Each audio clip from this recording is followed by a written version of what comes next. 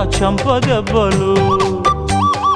అబ్బా అదేం కాదు వెర్రి నాయనా, ఏమీ అర్థం కాదేమయ్యా నీకు ఎట్టా చెప్పినా. ఇచ్చేదేదో ఇస్తే సంతోషించనా, ఉత్తి మాటలతోనే ఊరిస్తుంటే ఊరుకుందున్నా. అంత బాహాటంగా అడిగేస్తావేం బండరామయ్య, ఇదేం కాయ పండ నువ్వే చెప్పయ్యా.